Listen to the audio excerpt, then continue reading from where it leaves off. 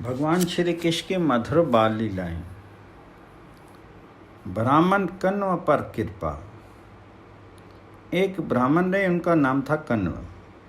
कोई कोई तो कहते हैं कि कण्व यशोदा मैया के पीहर के ब्राह्मण थे। कोई कोई कहते हैं कि ऐसे ही कोई ऋषि थे। ये कण्व बचपन में ही बड़े नारायण परायण थे। वे नारायण की सेवा करते करते बूढ़े हो गए थे। वे एकांतवासी थे, भगवान जी का स्मरण करते, भजन करते और भगवान जी का जो इनके पास श्री विग्रह था उसे रोज नैवेद्य अर्पण करते और उसका प्रसाद पाते। वे बड़े प्रेमी थे। कण्व ज्यादा कहीं आते जाते नहीं थे। नंद बाबा के यहाँ बीच बीचे में जाया करते और नंद बाबा तथा यशोदा मैया दोनों की कण्व के प्रति बड़ी श्रद्धा थी। वे कण्व को अपने हृदय की बात भी बताया करते और पूछा भी करते तथा कण्व की आवश्यकता की पूर्ति किया करते। वे कुछ मांगते नहीं थे। 5 वर्ष हो गए थे और ये नंद बाबा के घर आए नहीं थे। ध्यान भजन में ही विशेष रूप से रहे। उनको मालूम नहीं था कि कन्हैया का प्राकट्य हुआ है। नंद बाबा के बच्चा हुआ है। द्वादशी का दिन था और वे अपने इष्ट देव की पूजा के लिए फूल चुनने और कंदमूल लेने की जमुना के तट पर आए थे। वे गोकुल के घाट पर आने के लिए कुछ ग्वालिन वहाँ पानी भरने को आई हुई थी और वे कृष्ण की बाल लीला का वर्णन कर रही थी। वहाँ तो बस एक ही बात होती थी। अब भगवान जी की प्रेरणा हुई। यद्यपि कण्व किसी दूसरे की बात नहीं सुनते थे, उधर उनका मन नहीं जाता था, पर भगवान जी की बात से उधर उनके कान चले गए और वे बातें सुनी। इनको बातें अच्छी लगी तो गोपांगनाओं के पास आकर के बोले, माताओं तुम किसकी बात कर रही हो? गोपियाँ प्रेम में गदगद होकर के बोली, अरे तुम्हें मालूम नहीं, पुत्र बिहोरी नंद महर के बड़ी बैस बड़ी भाग। पंडित जी महाराज, तुमको मालूम नहीं, हमारे नंद बाबा के लाला हुआ है। ये उसी की बात है। वे कहीं कि जरा हमको सुनाओ। गोपियाँ नंद बाबा की लाला की बात सुनाने लगी। सुनते सुनते जमुना के तीर पर ब्राह्मण देवता समाधिस्थ हो गए। सब भूल गए और नंद बाबा के आंगन की लाला की मूर्ति सामने समाधि में ही प्रकट हो गई। अब कौन फूल चुने और कौन ले जाए? वहीं पर झोली रख दी और मानो जैसे कोई मशीन ले जा रही हो, इस प्रकार से यंत्र चालित से ये ब्रजपुर की ओर चल पड़े। जब अब जहाँ इन्होंने नंदगांव की सीमा में प्रवेश किया कि इनको तो दूसरी ही बात की अनुभूति होने लगी। ये तो माने एक अनिर्वचनीय देश में आ गए। अब देश बदल गया था ना। अब तक तो वृंदावन दूसरा था, गोकुल दूसरा था, पर श्री कृष्ण के साथ तो दिव्य वृंदावन दिव्य गोकुल यहाँ आ गया। ये वहाँ की तमाम चीज़ों को देखते हुए मन में मुदित होते हुए आए। यहाँ आकर के जब नंद बाबा के द्वार पर पहुँचे तो आने वाले हमेशा थे ही पहरेदार ने पहचान लिया और चरणों में गिर करके उसने कहा, महाराज ब्रजेश्वर तो अंदर हैं, आप अंदर पधारिए, उन्हें अंदर लेंगे। आजकल ब्रजेश्वर अंदर ज़्यादा रहने लगे थे। पहले तो बाहर दरबार में बैठा करते थे, परंतु आजकल अंदर ही ज़्यादा रहते थे। उन्होंने जब देखा कि हमेशा के आने वाले पंडित जी बहुत दिनों के बाद आ रहे हैं, बाबा उठ खड़े हुए, यशोदा मैया उठ खड़ी हुई।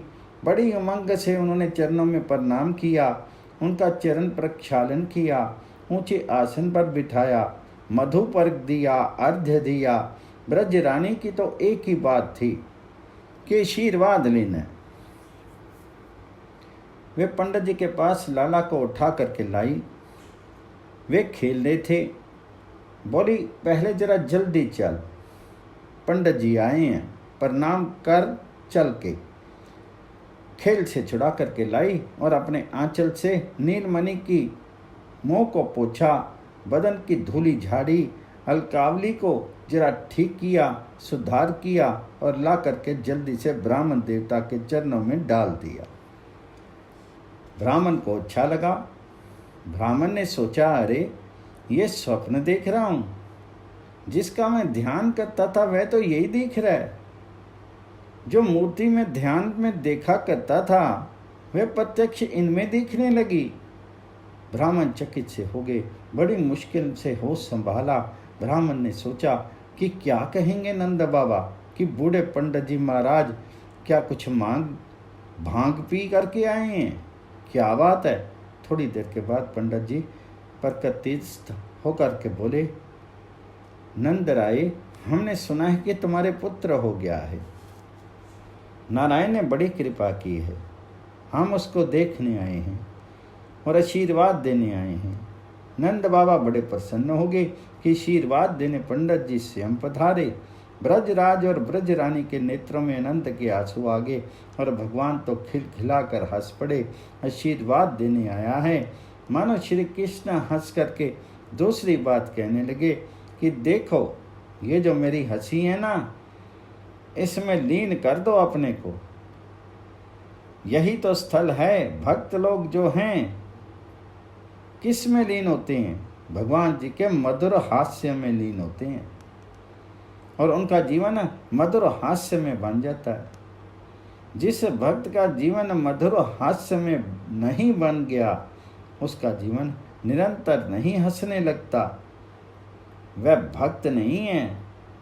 मानो कहाँ, बस यही तो सर्वोत्तम स्थल है मधुर हास्य विलीन होने का। बस तुम इसी में तन में हो जाओ। आप भगवान बोले कि खेलने जाते हैं। ब्राह्मण बोले, नंद जी आशीर्वाद दे ही दिया, अब हम जाएं, अतिकाल हो गया। उठने लगे तब ब्रज रानी ने पैर पकड़ ली और बोली, महाराज ऐसे ही जाएंगे आप? ऐसे नहीं, आपको द्वादशी का पारण यहीं करना है। ये आपका घर है, आप बहुत दिनों बाद पधारे हैं, हम आपको ऐसे ही नहीं जाने देंगे। तो ब्राह्मण ने कहा, भाई हमने तो आजकल एक नियम ले रखा है, हम तो अपने हाथ से चुने हुए कंद मूल से ही पेट भरते हैं।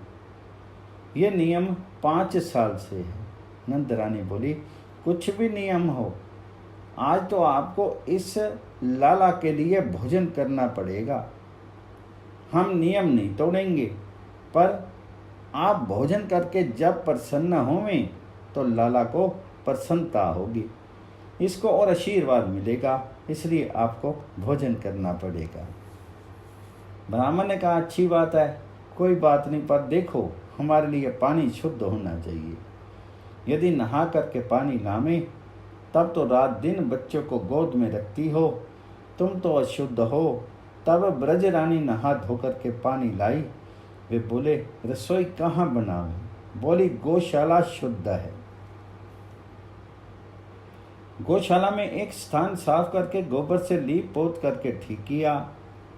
सोने के कलश में जल भर करके लाई। नवीन पात्र सारे रख दिए और पद्मिनी गाय का दूध खीर बनाने को रखा।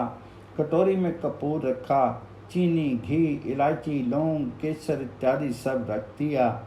अन्य सामान भी रख दिए। सुगंधित काष्ठ रखा और बोली, यही आप चंदन की लकड़ी से रसोई बनाइए। फिर यशोदा जी हाथ जोड़ करके खड़ी होगी और बोली, महाराज आप रसोई बनाइए। कर्ण जी बोले, अच्छी बात है। अब उनकी दशा बहुत विचित्र हुई। उनका ब्राह्मणत्व बार बार उन्हें शुद्धि की याद दिला रहा था। भूख लगी थी, रसोई क्या बनावें? बार बार उनका चित्त बालक पर ही चला जाए। खेलता हुआ बालक आ जाए तो अशुद्ध हो जाए और ना आवे तो रहा ना जावे। रसोई बनावे कौन? बड़ी मुश्किल हुई। वे बोले, यशोदा एक काम करो। बोली, क्या महाराज? बोले, ये बच्चा कहाँ गया? यशोदा जी बोली, आप रसोई बनाइए, बाद में बच्चे को भी ले आऊँगी। तब बाबा बोले, ये वह यहीं पास में खेलता रहे और तुम पास बैठी रहो।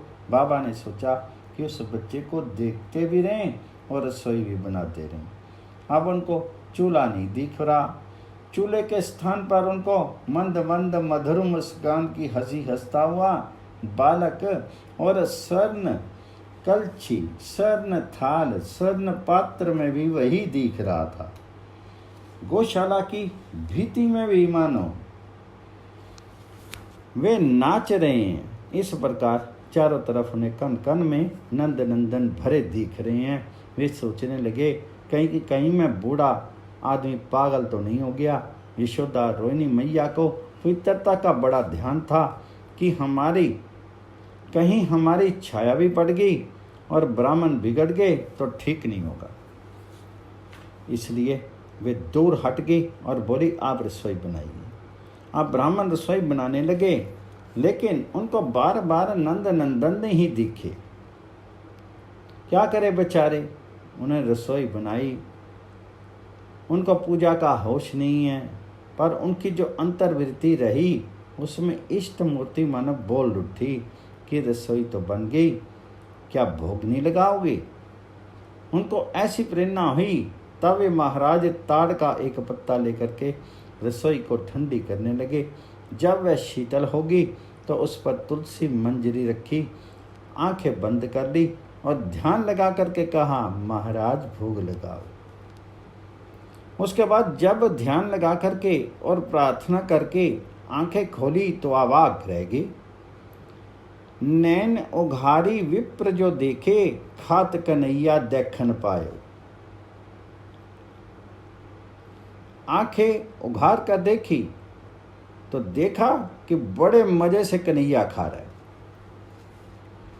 उन्होंने देखा कि मैंने इष्ट देव के लिए जिस आसन की कल्पना की थी उस आसन पर तो नंद नंदन बैठे हैं, कैसी तिरछी नजर से देख रहे हैं तथा खीर उठा उठा करके खा रहे हैं।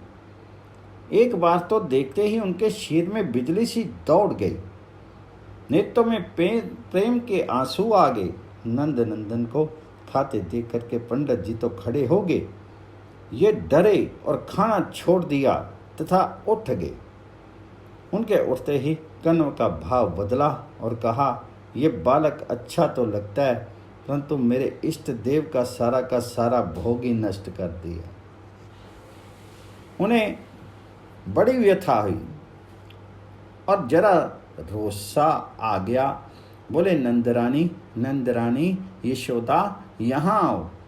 वे दौड़ी आई और बोली महाराज मैं तो सारी व्यवस्था करके गई थी और वह तो यहाँ खेल रहा था, तब उधर देखी जहाँ कृष्ण खेल रहे थे वहाँ वह नहीं दिखे।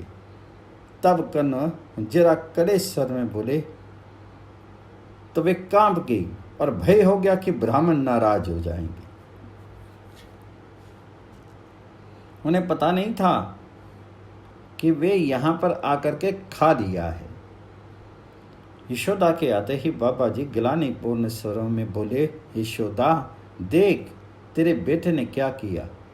अब तो यशोदा जी ऊपर गई और बोली अरे नीलमणि मेरे लाल, ये तुमने क्यों अनर्थ कर दिया। ब्रज रानी बड़ी व्यथित हो गई कि कहीं ब्राह्मण शाप ना देते। तब नंद नंदन ऐसे देख रहे थे मानो जैसे कुछ हुआ ही नहीं, ब्राह्मण की ओर देख रहे हैं। जब भगवान जी की ओर उनकी दृष्टि हो गई तो चित्त फिर शांत हुआ और बोले यशोदा कोई बात नहीं, बच्चा ही तो है, इसका क्या दोष है। ये तो दाने दाने पर मोहर लगी रखी है, हमारे भाग्य में खीर नहीं थी। कोई बात नहीं, ये बेचारा तो केवल निमित्त बना है। मैं तो आजकल अन्न खाता नहीं हूँ। इस बच्चे ने मेरी व्रत की रक्षा की है, इससे लड़ना नहीं। ये तो मैं गिर रहा था और इसने मुझे बचा लिया। कोई बात नहीं, मैं आशीर्वाद देता हूँ कि तेरा बेटा चिरंजीवी हो, सुख समृद्धि बढ़ती रहे। अब जाता हूँ। नंद रानी ने हाथ जोड़ लिए और बोली महाराज जाएंगे कैसे, बड़ा अनर्थ हो जाएगा। ये छोटा बच्चा है और आप तो क्षमाशील हैं, आप क्षमा करेंगे ही, लेकिन महाराज आप खीर फिर बनाइए।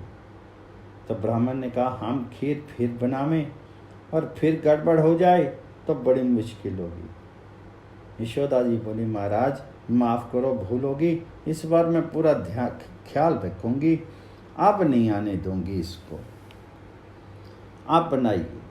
ब्राह्मण को तो भूख लगी ही थी, सोचे इसकी बात रह जाएगी, चलो फिर बनाते हैं। ब्राह्मण मान गए।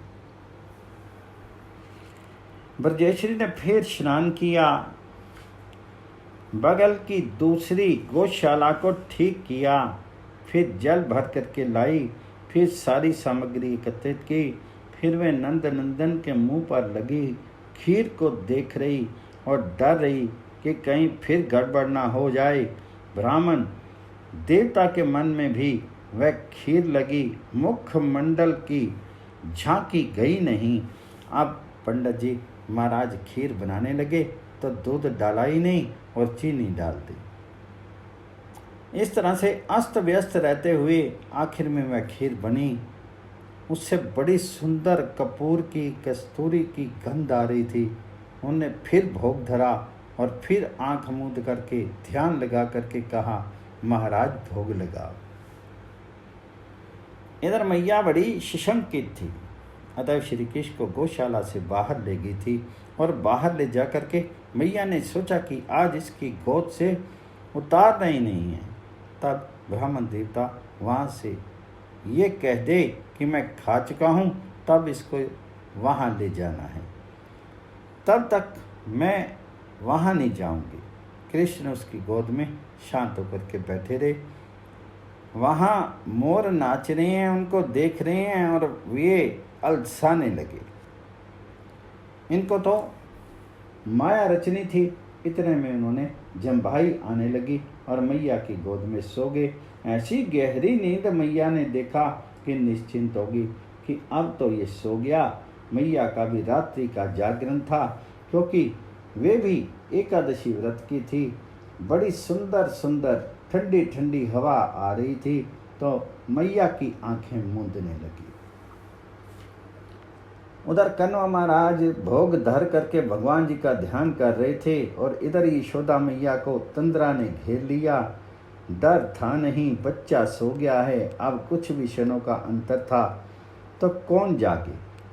उनको तो पहले जागना था ही। वे जाग गए और धीरे धीरे जा करके अंदर घुस गए। ब्राह्मण ने भगवान जी के लिए नाम का जप किया और नैवेद्य दे करके आचमन कराने के लिए आंख खोली तो देखा, अरे ये तो वही बैठा है, खा रहा है। पर अब की बार ब्राह्मण मुग्ध हो गए और ब्राह्मण को पहले से भी 100 गुना अधिक माधुर्य दिखाई दिया। बोले, आहा, कैसे ये अरुणाम कमल नयन हैं और कैसी सुंदर इनकी पदावली है। कैसा सुंदर कटी देश है जिसमें मणियों की किंकनी पहनी हुई है। नुपुर से शोभित इनके चरनार विंद हैं और अंग कांति से मानो सारी गौशाला प्रकाशित हो रही है। नंद नंदन बैठे हुए बड़े मजे से खीर खा रहे हैं। ब्राह्मण मौन थे और उनका मन उस सौंदर्य राशि में लग गया। आपकी गुस्सा नहीं आया? यशोदा की आंख खोली तो देखी कि अरे ये तो यहाँ नहीं है, कहीं भाग गया। अब कि अगर कृष्ण ने खीर खा ली होगी तो ब्राह्मण शाप दे देगा, मानेगा नहीं। इतने में नंद बाबा आ गए तो यशोदा बोली, वह तो मेरी गोद में सो गया था और मैं उसे लेकर के यहाँ आ गई थी। पता नहीं कैसे इधर मेरी ही आंख लग गई और वह भाग गया। तब यशोदा मैया और नंद बाबा ब्राह्मण के पास दौड़े। अब चौथा पैर हो गया था और ब्राह्मण बेचारे दिन भर के भूखे थे। वे ब्राह्मण के पास गए। ब्राह्मण देवता कुछ नहीं बोले। उन लोगों को आते देख करके नंद नंदन वहाँ से भाग चले और जा करके अलग खड़े हो गए। मैया और बाबा ने हाथ जोड़ लिए और बोले, महाराज बड़ा अपराध हो गया। अब ब्राह्मण के मन में 2 बातें आई। उन्हें गुस्सा भी आ रहा है और उनकी वह शोभा भी याद आ रही है। अब ब्राह्मण के मन में शांति आई। यशोदा मैया सिसक कर रोने लगी और कहीं श्राप न दे दे, उनको अनिष्ट की आशंका होगी। कण्व ने देखा कि यशोदा रो रही है, बोले, नहीं नहीं मत रो यशोदा, मैं हृदय से आशीर्वाद देता हूँ, तेरे पुत्र का मंगल ही होगा। तेरे मन में बड़ी ग्लानि हो रही है ना, तो एक काम कर, थोड़ा सा दही ला दे, उससे मैं पारण कर लूँगा और चला जाऊँगा। ब्राह्मण की ये बात शांत वाणी सुनी तो नंद रानी के फिर कुछ हिम्मत हुई और बोली, महाराज मैं कैसे आपसे निवेदन करूं, आपको कष्ट होता है, परंतु ये उपकार मैं जीवन भर नहीं भूलूंगी। अगर भोजन किए बिना आप मेरे घर से चले गए तो मुझे अपार दुख होगा। यूं कहते कहते उसकी आंखों से फिर अश्रुधारा बहने लगी। अब कण्व ने जब उधर देखा तो देखते हैं कि नंद नंदन खड़ा है और उन्हें ऐसा मालूम हुआ कि मैया रो रही है, इसलिए वह भी रो रहा है। मैया के दुख से वह दुखी हो रहा है, उसकी आंखों में खेद है, विषाद है। कब ने ये देखा कि श्याम सुंदर नंद नंदन व्याकुल से हैं। जब ऐसा दिखाई दिया तब उसका सारा रोष उतर गया। नंद रानी रोए तो कोई बात नहीं, पर ये बच्चा क्यों रो रहा है? इनको रोते देख करके वह भी उदास हो गया है, डर गया बच्चा। बोले, जा करके बच्चे को राजी करो, मैं नहीं जाऊंगा, खा कर जाऊंगा। अब मैया प्रसन्न हो गई। अब उसके बाद फिर तैयारी की और बोली, बाबा अब इस बालक को लेकर के किसी दूसरी गोपी के घर चली जाऊंगी और जा करके किवाड़ बंद कर लूंगी तथा गौशाले के जितने द्वार हैं सब पर एक एक गोप का पहरा बैठा दूंगी और स्वयं ब्रजेश्वर नंदराज बाहर रहेंगे और जब तक आपका पारण नहीं हो जाएगा तब तक कोई नहीं आ सकेगा। देखे कैसे बच्चा आता है। कण्व ने फिर नंद नंदन की ओर देखा और कहा, अच्छी बात है, ऐसा ही करो। तीसरी गौशाला में तैयारी हुई। मुख्य द्वार पर स्वयं ब्रजेश नंद बाबा पहरेदार बने। दूसरे दरवाजों पर ही नहीं, खिड़कियों पर भी पहरा बैठा दिया गया। एक एक गोप सजग होकर के बैठ के ये प्रबंध करके श्री कृष्णचंद्र को लेकर के नंद रानी उपनंद जी के घर चली गई। उपनंद के घर में जाकर के दरवाजे बंद कर दिए। अब कण्व जी ने फिर खीर बनाई। अर्पण विधि संपन्न हुई। वहां उपनंद का दरवाजा बंद था और ये मैया की गोद में खेल रहे थे। खेलते खेलते क्या मन में आया कि मैया का हाथ छुड़ा करके भागे। अब मैया पीछे पीछे दौड़ी। बच्चा दौड़े तो मैया कहाँ से उसे पकड़ पाती। मैं मोटी बूढ़ी थी। वहां उपनंद का दरवाजा अपने आप खुल गया। ये बाहर आए। मैया भी दौड़ती आई और बोली, भगवान रक्षा करो, नारायण नारायण बचाओ, अरे ब्रजेश्वर कोई उस बच्चे को रोक लो। इस प्रकार पुकार लगाते हुए गौशाला के द्वार पर पहुंची तो देखा कि नंद जी ने नीलमणि को पकड़ रखा है। अब ब्रजरानी बड़ी प्रसन्न होगी कि कोई बात नहीं। फिर जाकर के दोनों हाथ पकड़ लिए और बड़े रोष में बोली, अरे तू बड़ा दुष्ट है, सुबह से शाम होगी और तू ब्राह्मण को परेशान ही कर रहा है, उसके पीछे पड़ गया है। ये अपने ठाकुर जी को भोग लगाते हैं और तू जाकर के झूठी कर देता है। नंद नंदन इस बार डरे और गुस्से में होकर के बोले, मैया तू कहती क्या है? जननी दोष देत कत मोको, बहु बयान करी ध्यावे, नैन मुदी कर जोरी, नाम ले बारही बार बुलावे।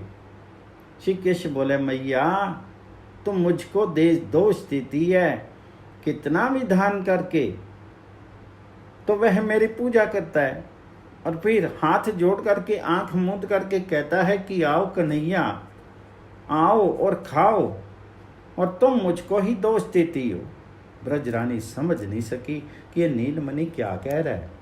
इसकी वृत्ति तो केवल इतना ही जान रही है कि नंद जी ने इसको पकड़ रखा है, नहीं तो रसोई में जा घुसा होता।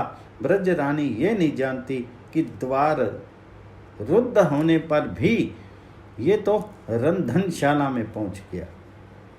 तुम इसको पकड़े रहो, वह जो पहुंचने वाला था वह पहुंच गया, और उसने तो कण्व का भोग स्वीकार कर लिया।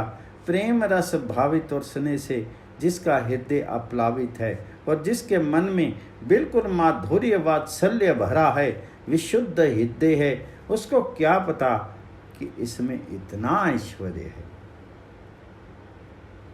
ये यहाँ रुका हुआ भी वहाँ चला जा सकता है। एक जगह रहते हुए भी ये लाख जगह रह सकता है। कुछ पता नहीं, सब कुछ उसी का तो है। बस वे बैठे बैठे वहीं खाने लगे और नंद रानी बाहर आराम से बैठी है कि नंद जी तो अब पकड़े बैठे हैं, कोई बात ही नहीं है। इधर जब कण्व की आंख खुली तो उन्होंने देखा कि भोग लग रहा है। पर अब दूसरी बात होगी। कण्व के नेत्र, कण्व का मन, कण्व की बुद्धि पर जो आवरण था, पर्दा था, वह आज छिन्न भिन्न हो गया। उसके मन में अब संशय नहीं रहा और उसको साक्षात अपने इष्ट दिखाई दिए। कण्व ब्राह्मण श्री कृष्ण के चरणों में लौट गए। उनकी आंखों से आंसू की झड़ी लग गई और अश्रु जल से श्री कृष्ण के युगल चरणारविंद धुलने लगे। ब्राह्मण की अश्रु धारा से श्री कृष्ण के पग प्रक्षालित होने लगे। अब मानो कण्व को सुनाई दिया। भगवान इतने मधुर कंठ से बोले कि कण्व, मुझे देखने के लिए तुम ना मालूम कितने जन्मों से ललायित हो। इस बार मैं यहाँ मधुपुरी में प्रकट हो गया और मेरी माता, मेरे पिता, इनको भी तुमने देख लिया, इसलिए तुम मेरा ये बाल रूप, बाल लीला देख सके। नहीं तो ये कोई देख सकता है? ऐसी बात नहीं। बस ये कहा और वह झांकी अंतरित होगी। इसके बाद कण्व को ना जाने कितनी देर तक होश नहीं रहा। वहां स्वेद, कंप, स्तंभ और पुलक आदि जितने दर्शन जनित सात्विक भाव हैं, वे सब उदय होते रहे। उनके तमाम शरीर में रोमांच हुआ, आंसुओं की धारा बह रही, शरीर में स्वेद आ गया, आनंद का कंपन होने लगा। इस प्रकार की उनकी दशा बहुत देर तक रही। बाहर नंद बाबा, यशोदा मैया अपने लाल को पकड़े बैठे हैं। जब कुछ भाव उनका शिथिल हुआ तब तक एक पहर बीत गया।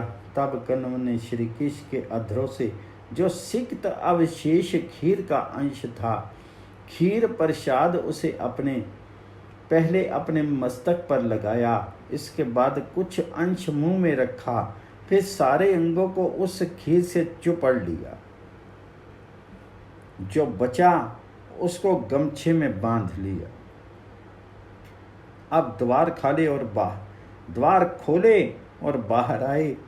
ब्रजेश ने देखा कि ब्राह्मण का अनु अनु आनंद की वर्षा कर रहा है और उसमें सारे के सारे दिव्य उन्माद के लक्षण प्रकट हो रहे हैं। कहीं रोष आदि तो है ही नहीं, केवल दिव्य उन्माद है। तब ब्रजेंद्र ने हाथ जोड़े और प्रणाम किया तथा बोले, देव पारण हो गया। कण्व बड़े गदगद स्वर से बोले, हाँ ब्रजेश, हो गया। अनंत काल के लिए मैं तृप्त हो गया। ये कहकर के फिर मानो कुछ बड़बड़ाने लगे। सफल जन्म प्रभु आज भयो, धनी गोकुल धनी नंद जसोदा, जा क्या हरि अवतार लियो। प्रगट भयो अब पुण्य सुकृत फल, दीन बंधु में ही दस्य देयो, बारंबार नंद के आगन, लोटत द्विज आनंद बेयो। मैं अपराध कियो बिन जानू, को जाने की ही भेष जियो।